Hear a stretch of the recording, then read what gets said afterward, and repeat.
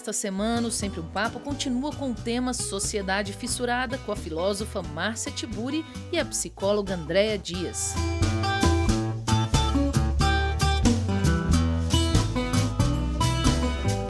A fissura nossa de cada dia é o tema do nosso seminário de Sempre um Papo de hoje. Nós vamos discutir as fissuras estéticas, digitais, a fissura da mercadoria, a fissura corporal, a nossa fissura diária pela televisão, a nossa fissura diária pelo dinheiro, pelas marcas. Palestrante, autora de diversos livros, professora e doutora em filosofia, Márcia Tiburi nos provoca e nos convida a todo instante ao pensamento crítico e reflexivo. O pensamento está por aí, transitando nessa esfera que alguns filósofos chamaram de transcendental. É um lugar de partilha de ideias, e as pessoas partilham as ideias. Psicóloga Andréa Dias, especialista em álcool e outras drogas, além de doutora em saúde mental, divide com Márcia Tiburi ponderações sobre este mundo de contradições em que vivemos. Se por um lado a gente fala de uma vida hipergozante, por outro a gente vê que a gente vive num mundo bastante cerceado, bastante empobrecido em relação às possibilidades de sentir prazer. Portanto, sejam bem-vindos a mais um Sempre um Papo que continua com o tema Sociedade Fissurada.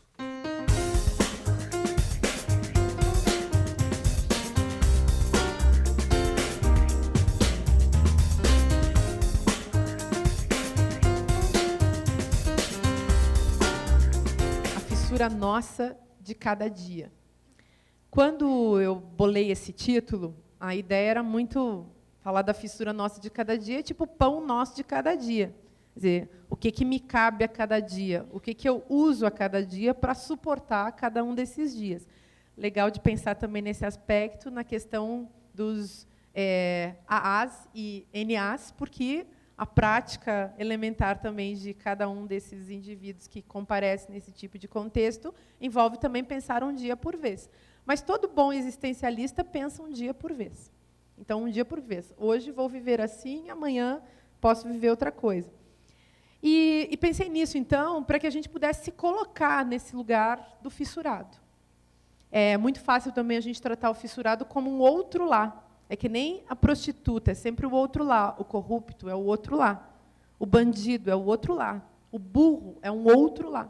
Então, colocar-se nesse lugar desse outro que, por princípio, nós excluímos da nossa própria identidade. Que, por princípio, nós evitamos ser. E, claro, que isso é um procedimento de fantasia, é um procedimento de imaginação, e que envolve a chance da gente incluir esse outro na nossa vida. Sobretudo num sentido assim muito prático, quando esse outro comparece na nossa família, comparece no nosso grupo de amigos, enfim, quando ele é uma pessoa que é um próximo, muito próximo, que não é simplesmente o transeunte lá das Cracolândias, com o qual eu não entro em contato, se eu não sou um profissional da coisa ou um vizinho próximo, mas aquele, enfim, com quem eu vou acabar me encontrando num contato diário, e como, enfim, alguém que transita na mesma vida que eu transito, que trabalha junto comigo e anda nesse lugar.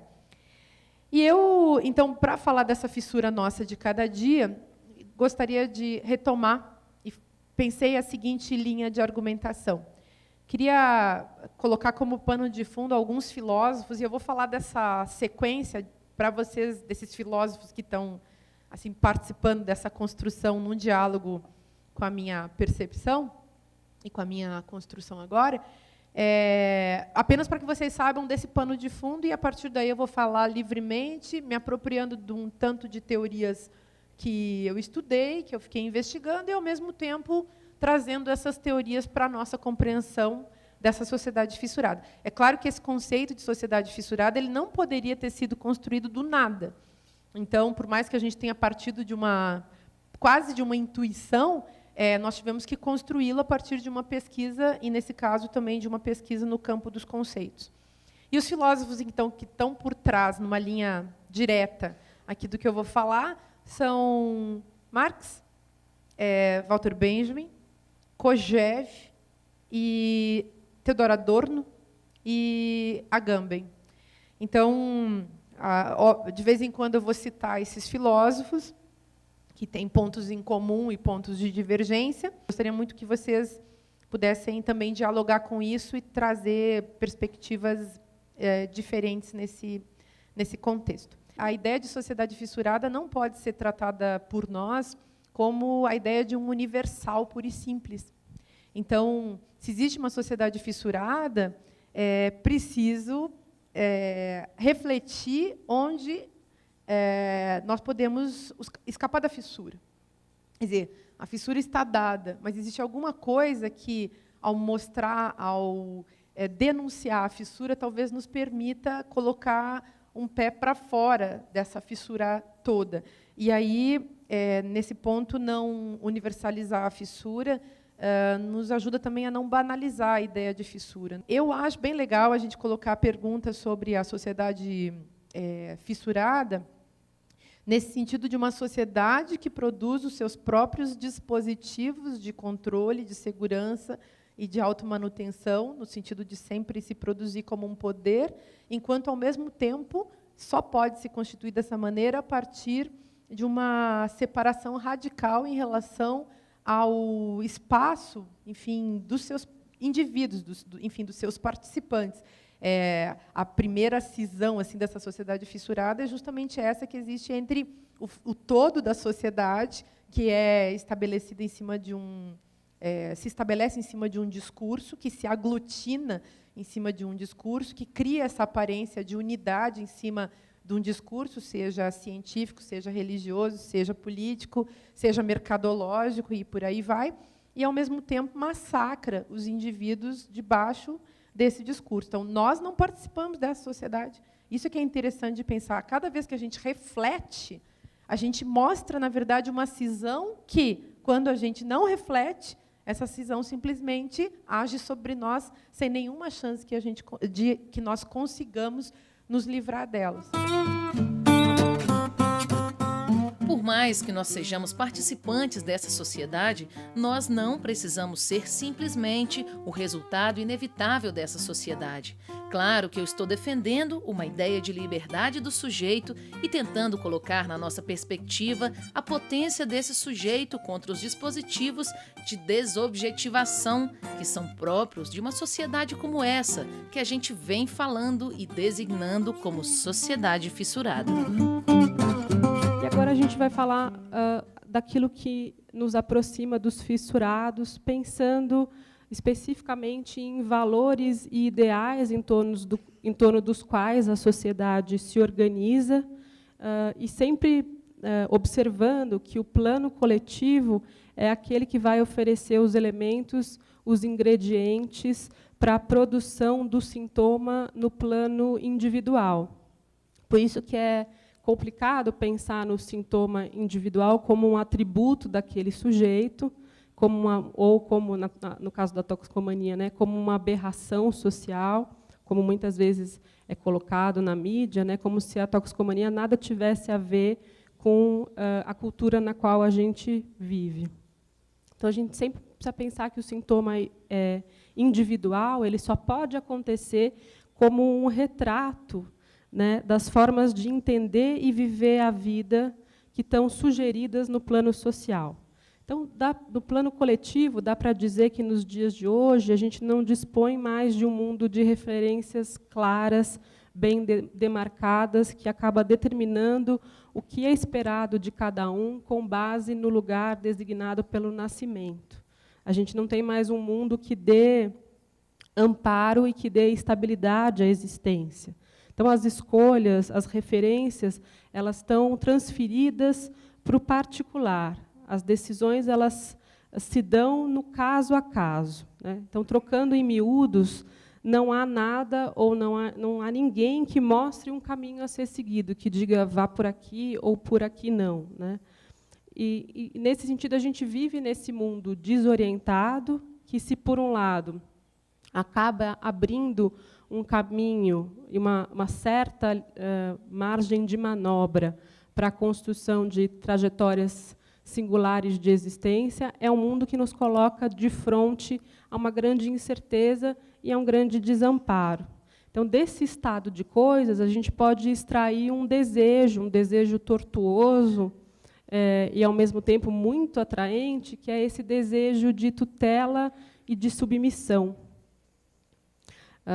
Ele mais ou menos se expressaria da seguinte maneira, como diz o psicanalista Joel Biermann: goze com o meu corpo como quiser e me submeta, mas não me deixe sozinho com o meu desamparo. Então, é esse solo discursivo que dá o tom às subjetividades contemporâneas. E esse desejo do qual eu falo acaba convidando a uma entrega radical a algo, que pode ser um objeto, pode ser o consumo, pode ser as roupas, pode ser uma droga, né? Ou alguém que nos poupe de nos confrontar com a incerteza, com a angústia, com o não saber diante das nossas próprias escolhas. E, nesse cenário, a ciência e a competência especializada acabam figurando como esses grandes discursos que vêm para debelar a fissura do mundo, né? Vem para dar solidez, uma pretensa solidez ao mundo, vem para debelar o sentimento de desamparo. Então, para cada patamar da nossa existência, se a gente for ver bem, há sempre uma fala competente que se apoia nessa crença de que ela é capaz de dizer para o sujeito muito mais do que aquilo que ele próprio sabe a seu respeito. Esse desejo de tutela e submissão também é um desejo que nos impele à rápida adesão a esses modos de vida massificados ofertados no mercado da existência. Eu sou alienado em relação ao meu próprio corpo, mas sou também alienado em relação à minha própria linguagem. Eu não sei o que eu penso nesse caso. Então, não sou consciente daquilo mesmo que eu penso.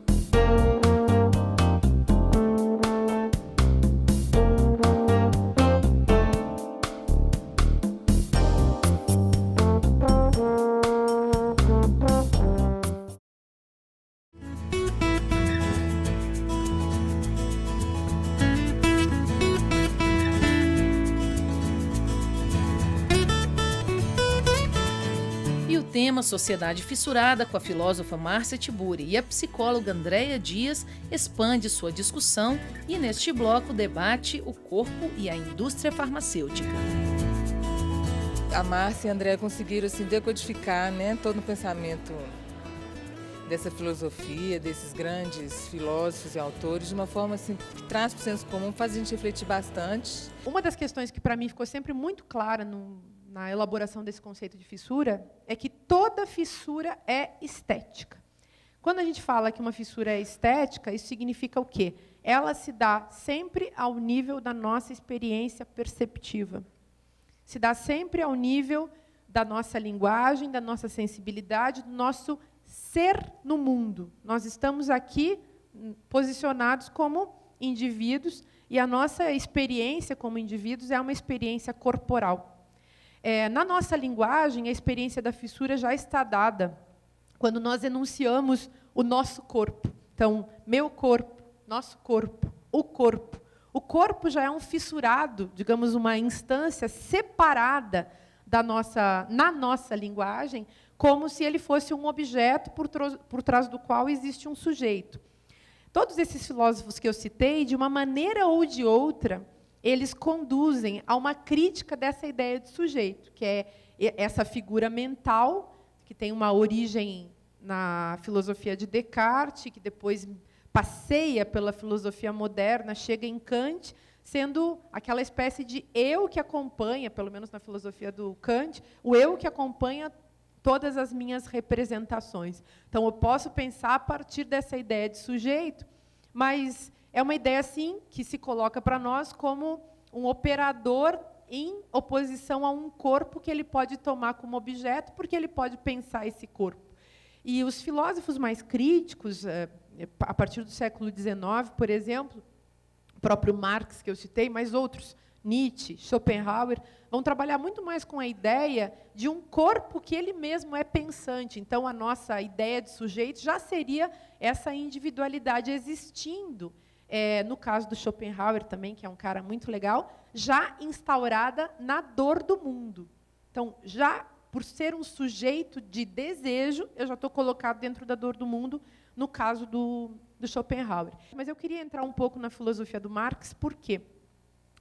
Porque Marx é um pensador materialista, um pensador concreto, um pensador da história e um pensador que trouxe um conceito muito fundamental para a gente pensar o tema da fissura, que é o conceito de alienação.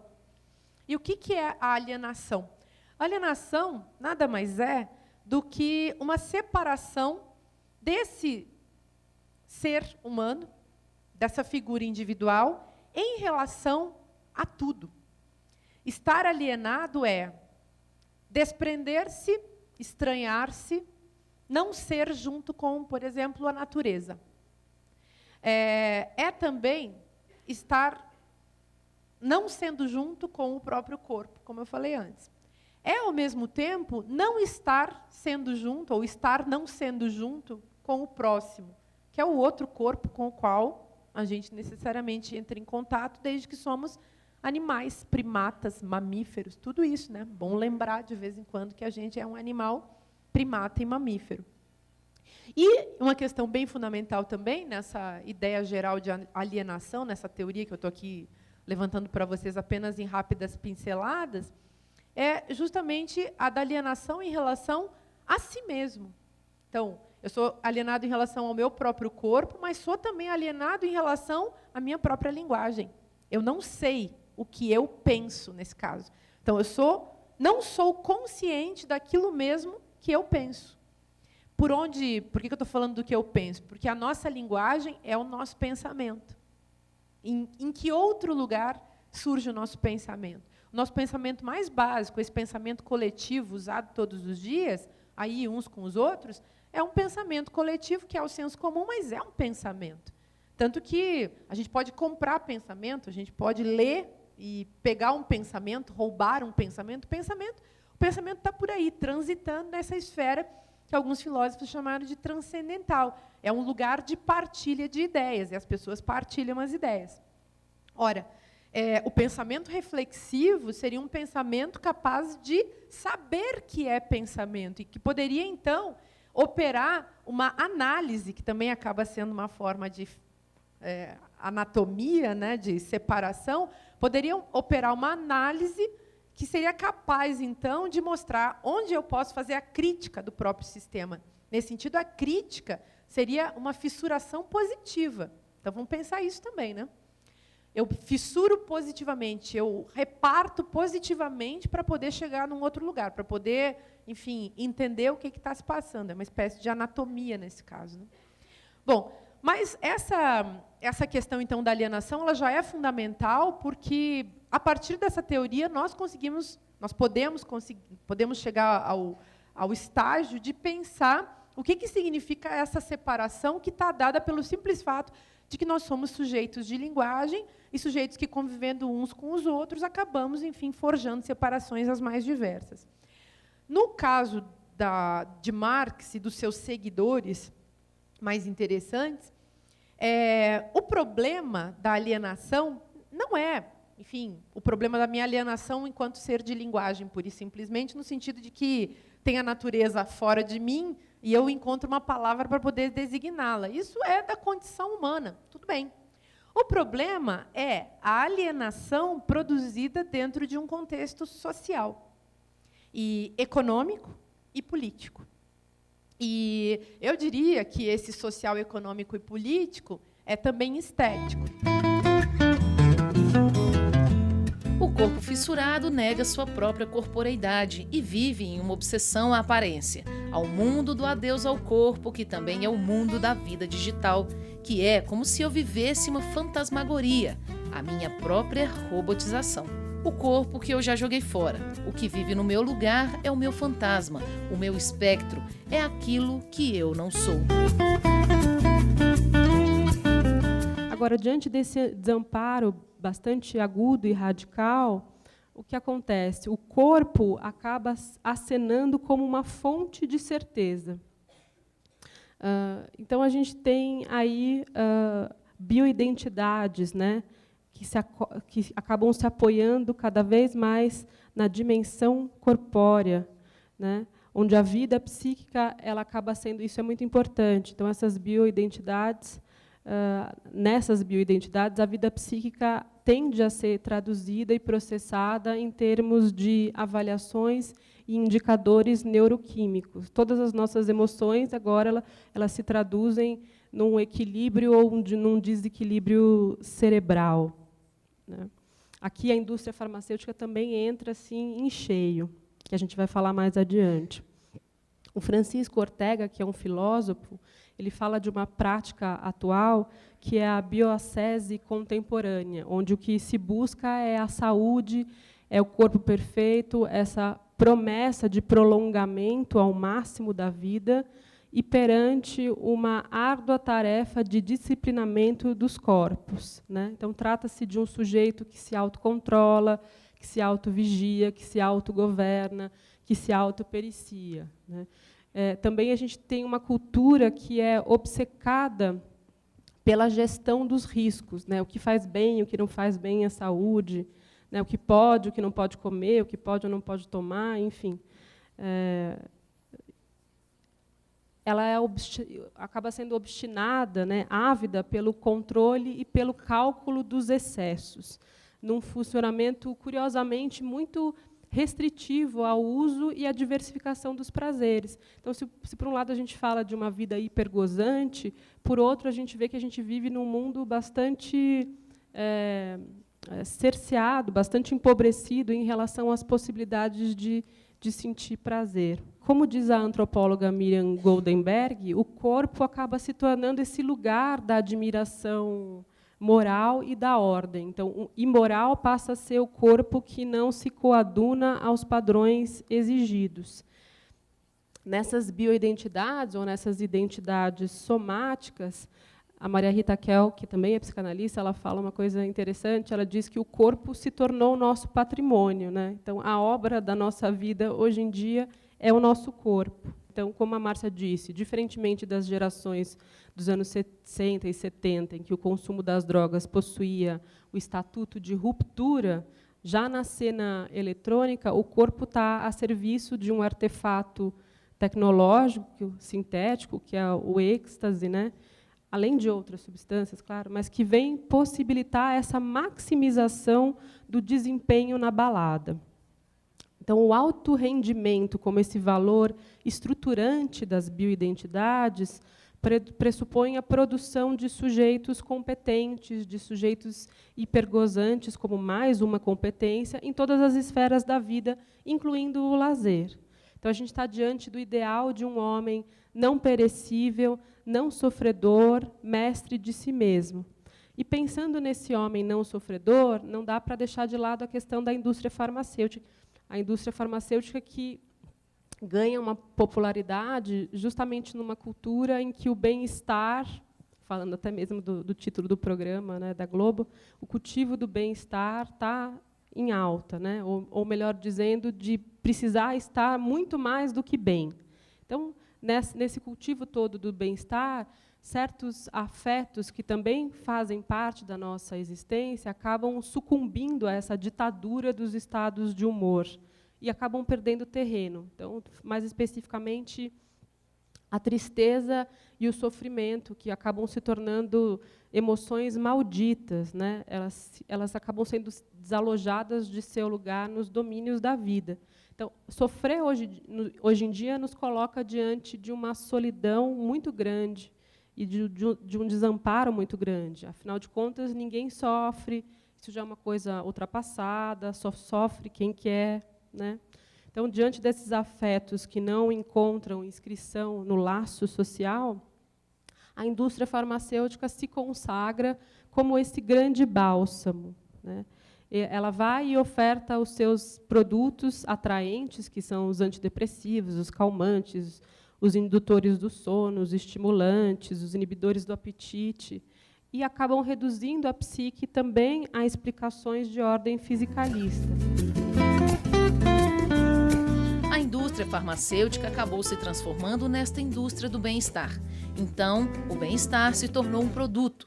E ela acaba fazendo propaganda de que o sofrimento é resultado de um funcionamento defeituoso, de um desequilíbrio. E ela acaba se imbuindo da função reparadora deste desequilíbrio. E o que significa o desejo do outro? Significa que nós somos seres de cultura e que nós nos influenciamos. E que nós imitamos uns aos outros e que nós vivemos juntos e partilhamos. Enfim, aquilo que a gente faz, aquilo que a gente pensa, aquilo que a gente diz, valores, desvalores, a gente partilha.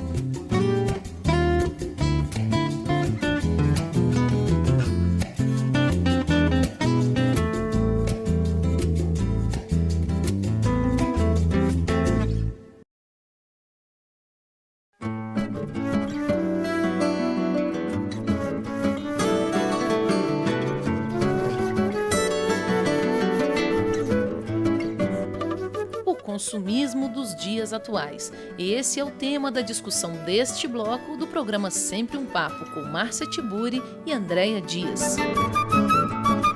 O tema de hoje foi super interessante, porque sociedade fissurada está dando um problema seríssimo para todo mundo, principalmente aqui do mundo ocidental.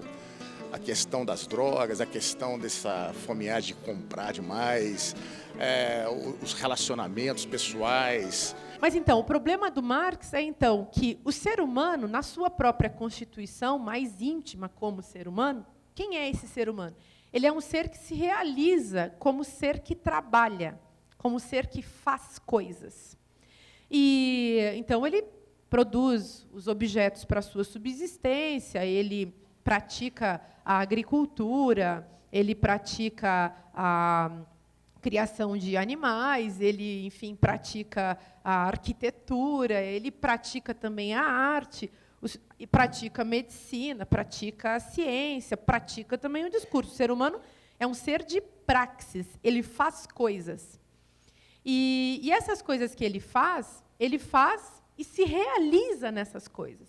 Por isso também que fiquei questionando o conceito de ascese, porque o trabalho seria a ascese própria do ser humano. Aquilo que eu faço é aquilo que eu sou. Se eu escrevo um livro, sou escritor. Se eu cheiro cocaína, sou cheirador de cocaína. Se eu faço macarrão, sou fazedor de macarrão. É assim que funciona para Marx. A natureza do ser humano só se realiza na cultura que ele produz. E o que é a cultura? É tudo aquilo que o ser humano fica fazendo. E ele vive fazendo coisas. Nenhum de nós vive na inação. Mas calma lá, que esse conceito também é problemático e nós vamos voltar a ele. Mas, então, na nossa natureza, como seres produtivos, ficamos inventando coisas. Ora, tem uma hora da existência humana que os seres humanos, além de produzirem as suas coisas, algum ser humano, as coisas para a sua própria necessidade, tem algum ser humano que, de repente, descobre que, se ele usar a força de produção dos outros seres humanos, ele pode começar a se dar bem.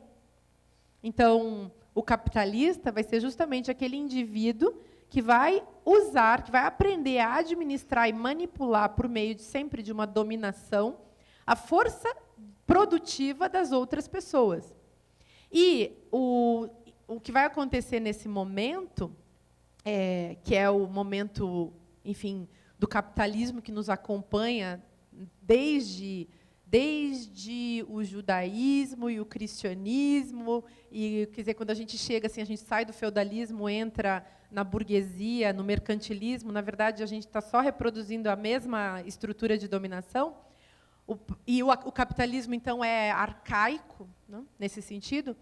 O que acontece, e é aí que a gente pode dizer que está o cerne, o núcleo, o fundador do capitalismo, é que os seres humanos que antes produziam e se realizavam porque se reconheciam nos seus próprios produtos, ou seja, naquilo que eles faziam, de repente não podem mais se reconhecer nesses produtos porque o seu produto é expropriado, é retirado dele, é alienado dele, é separado dele, e é usado, noutro contexto, para garantia de um lucro, que, afinal de contas, é o capital abstrato.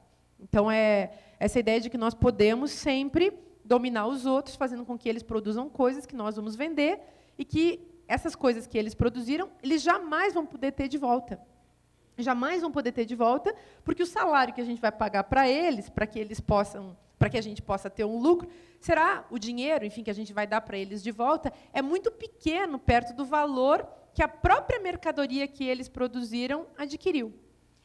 E a própria ideia de mercadoria está já dada aí. O que é a mercadoria? A mercadoria é a coisa que a gente produz que não é para o nosso uso e para o nosso consumo. Então, eu posso escrever um livro, vou falar da coisa do livro que é interessante. Eu posso produzir um livro com a intenção de fazer um livro porque eu me realizo no livro. Mas se eu escrever um livro para vender o livro, meu livro já não é mais literatura, ele é mercadoria. Ele já é outra coisa. E eu já estou alienado daquilo que eu escrevi. E eu já não sou mais autorreconhecido no meu próprio produto, e eu já me vendi, e, afinal de contas, acabou-se. Ali não tem mais arte. É para vender, não é arte. Nesse caso. Mas estou colocando assim também dessa maneira bem crua e bem seca para que vocês possam depois me contradizer, tá? Porque é um pouco forte falar assim, desse jeito assim tão bruto. Saindo um pouco do Marx e vindo aqui para a nossa época, tem uma coisa muito interessante na mercadoria do nosso tempo, que é o fato de que nós não compramos mais mercadorias. Já notaram? Quando que vocês vão ao supermercado, ou ao shopping center, ou à feira, com necessidade de alguma coisa para usar? Quer dizer, onde é que está realmente a nossa necessidade de usar alguma coisa e onde está simplesmente o ato de participar do universo da troca? Quer dizer, nós vivemos trocando por trocar. Os consumistas nunca pensam nas coisas, porque eles não conseguem se relacionar com as coisas. Eles se relacionam com o ideal das coisas, com o nome das coisas, com a marca das coisas, com a abstração que está lançada sobre as coisas ao nível de um fetiche. Essa reflexão que a gente está fazendo envolve justamente poder quebrar com essa ideia de que existiria uma natureza natural e que nós somos todos seres de cultura e que, portanto, mesmo que a gente viva a cultura como uma naturalização, a questão é poder criticar e questionar essa ideia de que esses comportamentos são naturais. Então, é óbvio que a gente pode dizer, ser humano precisa se vestir. Ok, óbvio, o ser humano vai querer se vestir, se constituiu se vestindo, a roupa faz parte. Mas o que nós estamos perguntando é que, para além da necessidade de se vestir ou do desejo de se vestir, a deturpação do próprio ato, por exemplo, de se vestir, por meio de uma subserviência à moda. Por exemplo, o que a gente está questionando é esse cancelamento desse ser humano em contato com o seu desejo e com o desejo dos outros, né? Esse cancelamento e essa deturpação num sentido negativo. Quando eu falei do Kojève, por exemplo, é ele o autor que vai formular que o desejo é o desejo do outro, que depois vai ser usado por um psicanalista como Lacan, por exemplo.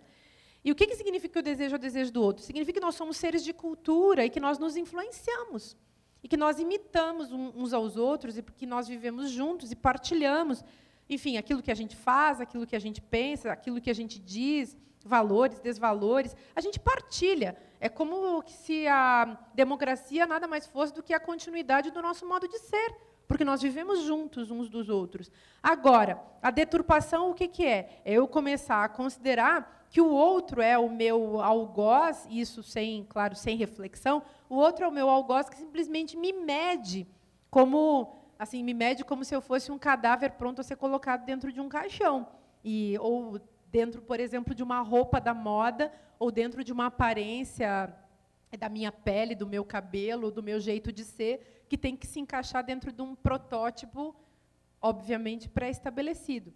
Então, o que a gente está questionando são essas formulações desse tempo histórico em que nós estamos vivendo. E não é só na intenção de fazer filosofia para ou psicanálise ou enfim, teoria para o nosso tempo, mas no sentido da gente poder refletir junto sobre aquilo que a gente vive e que são essas armadilhas colocadas diariamente, inclusive pela nossa própria maneira de pensar de um jeito tão simples, né? Considerando que as coisas são assim, pura e simplesmente. Olha, é disso que vive o senso comum e tudo isso que a gente está falando aí, essas ideologias todas que são destrutivas do nosso desejo de viver. Eu fiquei com uma dúvida, porque eu também fiquei pensando, dentro do que você falou, que os objetos de consumo, bem ou mal, eles nos ajudam a nos compormos, né? A gente vai constituindo o nosso modo de ser, o nosso modo de viver, também a partir desses objetos. A gente vai criando história com eles, né? A gente vai tendo uma relação não só estritamente utilitária, mas uma relação, muitas vezes, afetiva, né? Os objetos, eles podem... as mercadorias, né, os produtos, eles também podem contar a nossa história. Então, eu fiquei nessa dúvida, assim, né, de pensar esse limiar a partir do qual a gente se torna, né, esse assujeitado, a gente se torna objetificado, mas, ao mesmo tempo, a gente faz o uso do objeto e o objeto nos é necessário nesse sentido, né, da gente poder se reconhecer também nele. Ou seja, você tem toda a razão, claro que sim. Nós somos seres de cultura e, como tais, produtores de objetos e convivemos com os objetos. Os objetos em nível de fetiche, como mercadorias fetichizadas e abstratas em relação à nossa vida, ou até objetos no sentido afetuoso. Vem constituir a nossa narrativa, pode ser o relógio que você recebeu do seu avô, pode ser o chapéu que você recebeu da sua mãe. É claro que esses objetos eles podem ser carregados de uma afetividade que não está configurada dentro do senso comum, e sim dentro das narrativas mais particulares. Então, seria um absurdo também a gente dizer que as pessoas teriam que se desprender disso, né? Mas o limiar, eu acho que, para mim, ele é muito claro. Quer dizer, onde eu consigo constituir uma narrativa em relação a certos objetos que eu carrego, seja uma fotografia, seja um vestido, seja uma bolsa, seja um móvel doméstico, e onde eu simplesmente acumulo esses objetos que não têm absolutamente nenhum significado para a minha própria narrativa, inclusive não me ajudam a constituir narrativa, porque uma das questões e uma das características também dessa sociedade consumista é que, no processo da consumição das pessoas, elas não têm mais narrativa, elas não têm mais biografia. O que elas têm é histeria compulsiva de expressão deturpada. A pessoa faz qualquer gesto de expressão histérica porque justamente lhe falta uma expressão. O que a gente tem é uma falsa expressão, a expressão histérica, e não uma expressão que seria realmente biográfica, narrada, pensada no nível de uma construção com sentido, uma construção simbólica da vida de cada um. Eu acho que a validade desse conceito de sociedade fissurada que a gente está criando se define justamente na possibilidade de pensar aquilo que acho que podemos definir como uma anti-relação que faz mediação nas nossas relações. Então, a fissura é justamente a separação entre nós.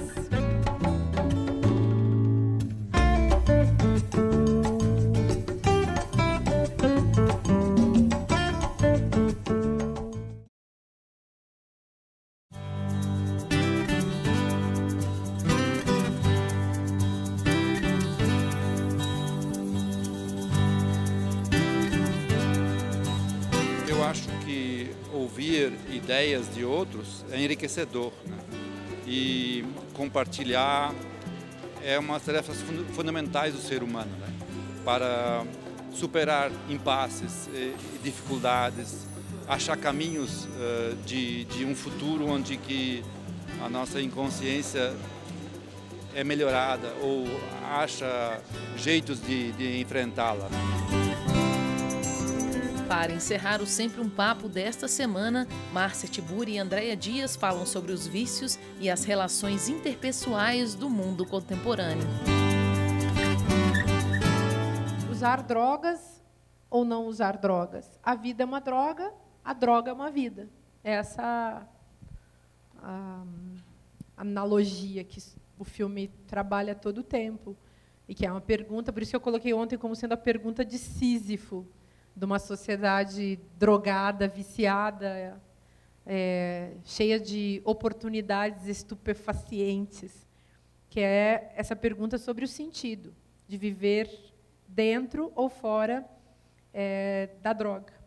Agora, também vem toda essa questão que a Andréa está levantando sempre, né? Qual droga? Por que embutir na droga uma simbolização toda do mal da nossa cultura? Então, fiquei pensando no exemplo do cigarro, porque tem muitas pessoas que estão parando de fumar hoje em dia, e o fumante, eu não gosto de cigarro, tá, gente? Acho um cheiro ruim e tudo. Mas também não tem nada contra, assim. E eu percebo tanto que as pessoas são colocadas em guetos, né? Nos bares, lá em São Paulo, então tem a fila dos fumantes. Nos shoppings, assim, tem um lugarzinho onde as pessoas vão fumar numa prática de desespero. Quem sobrou de fumante, que não conseguiu dar conta em si mesmo dessa nova interdição, vive uma vida praticamente desesperada. Ao mesmo tempo, a gente critica e tem um clima assim de preconceito em relação a quem é jovem e quem tem uma vida legal, porque ninguém fica criticando as pessoas mais velhas e as pessoas mais pobres que fumam, como se tivesse um olhar eugenista instaurado na própria cultura burguesa, cotidiana, aí, que vai cuidar assim, é bonito, não pode fumar, é feio, pode fumar. É pobre, pode fumar. Na verdade, gente, podem olhar isso. Quando a gente vê uma pessoa mais velha, assim, a gente deixa ela fumar, pois ela está mais velha, então, na nossa cabeça eugenista, como diz o Adorno, né, a gente olha uns para os outros com o olhar do fabricante de caixão. E ele fala assim, é um olhar fascista que a gente tem uns sobre os outros, está sempre medindo. No clima utilitarista do mundo. Quer dizer, a pessoa serve ainda para alguma coisa, não serve mais. Gente, isso é o nome da nossa burrice, isso é a estultice da nossa época. Pensar segundo essas limitações tão estabelecidas. A gente pensa muito curto. Né?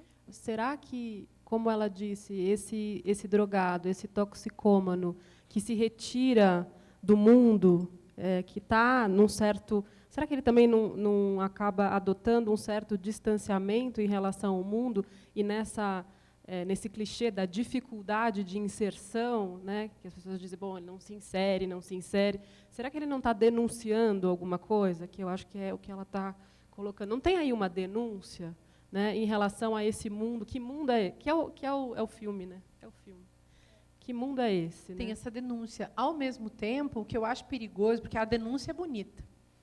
O que eu acho muito perigoso é você criar um poder de dominação contra os outros nesse lugar da denúncia. Então, você vê o louquinho da casa. E a vítima dentro de casa, quantas pessoas, assim, quantas famílias, enfim, vocês são psicólogas, psiquiatras, vocês vivem com isso. Aquele sujeito que é o condenado dentro da casa e que assumiu o poder da vítima.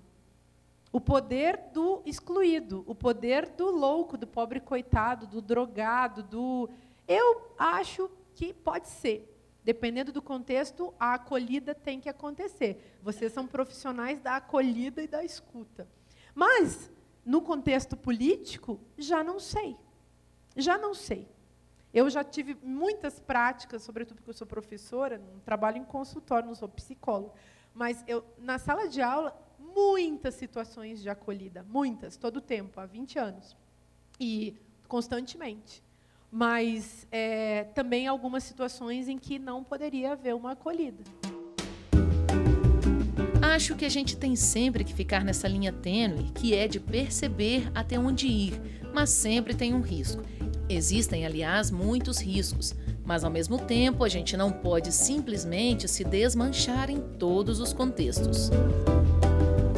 Essa aliança entre mercado, religião e ciência é uma aliança, primeiro, que se coloca como um discurso e logo se faz invisível para os ouvintes desse discurso e que se torna também inquestionável dentro de um sistema que forja a todo momento o silêncio que se coloca justamente como uma verdade absoluta, o discurso é sempre verdade absoluta, e que implica um silêncio dos ouvintes, que não devem nunca questionar. Afinal de contas, foi cientificamente provado? Ou o padre disse? Ou, enfim, está vendendo na farmácia, então é bom. Que nem aquele negócio que eu acho uma das drogas mais esquisitas do mundo, que as pessoas usam, que é uma anfetamina, né? Aquele lance que chama rebite. É uma anfetamina. E que a pessoa, para poder... Aquilo você compra na farmácia com uma tranquilidade, e para o negócio funcionar, você tem que tomar com álcool. E aí você usa aquilo, e quem, sobretudo, usa aquilo são os motoristas de caminhão e tal. E aí, as mulheres também usam muita anfetamina. Para emagrecer, né? Então, e essas drogas, quando elas têm uma função, digamos, produtiva dentro do sistema, elas são vendidas na farmácia. Então, o mercado e a ciência ficam combinando entre eles numa boa, sem nenhum problema em relação ao sentido e aos resultados desse tipo de uso. E, quer dizer, se o trabalhador, se o operário tem que ficar horas a fio sem dormir para garantir uma produtividade qualquer, então ele está autorizado a usar esse tipo de droga, que, para o senso comum, é boa pelo simples fato de que está à venda na farmácia. E a farmácia, como espaço do mercado, ela também funciona como instância da verdade. Está sendo vendido, é bom. Vocês já pensaram nisso? Se a gente pode comprar o remédio, é bom. E mesmo que a gente tenha que comprar adulterando uma receita, também a gente vai achar, no nosso contexto corrupto, que não está tão ruim assim, né? Então, droga, mercadoria e medicamentos acabam atendendo a esse mesmo preceito de que eles vão me dar tudo aquilo que eu preciso para estar bem. Eu acho que a validade desse conceito de sociedade fissurada que a gente está criando se define justamente na possibilidade de pensar aquilo que acho que podemos definir como uma antirrelação que faz mediação nas nossas relações. Então, a fissura é justamente a separação entre nós. O fato de que nós dois somos dessubjetivados por dispositivos, sejam as drogas, no nosso livro tem um capítulo sobre o dispositivo das drogas, seja a mercadoria, seja o Estado, seja a polícia, seja o discurso psiquiátrico do mercado, enfim.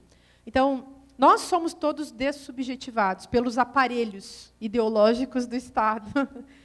E somos dessubjetivados, inclusive, pelas máquinas, as filmadoras, as máquinas de fotografar, o computador. Nós somos constantemente dessubjetivados e ressubjetivados nessa dessubjetivação.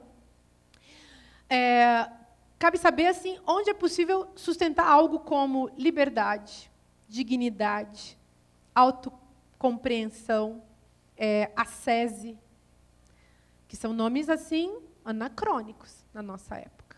Eu gosto desses nomes anacrônicos e acho bem legal a gente ser anacrônico.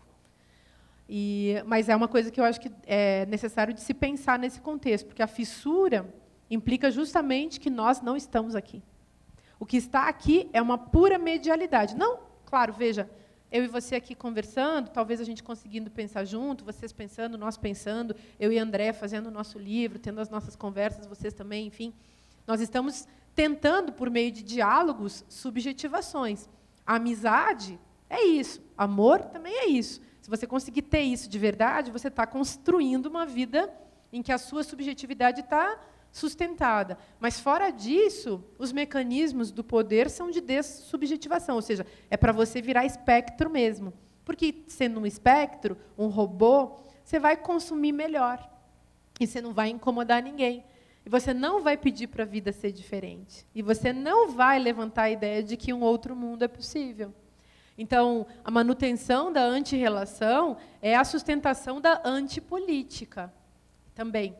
E por que a gente vive uma sociedade antipolítica? Porque é uma sociedade em que as questões políticas elas foram desmanchadas pela valorização única e unidimensional do econômico.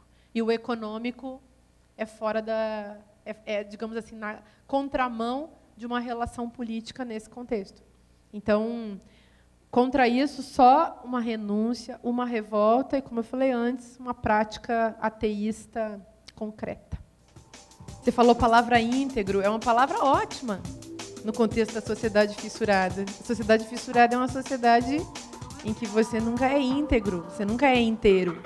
Você não é nem indivíduo, você é sempre rachado, cindido, fendido e dividido. Então, você nunca é indivíduo, você é sempre divíduo. Essa é a nossa questão.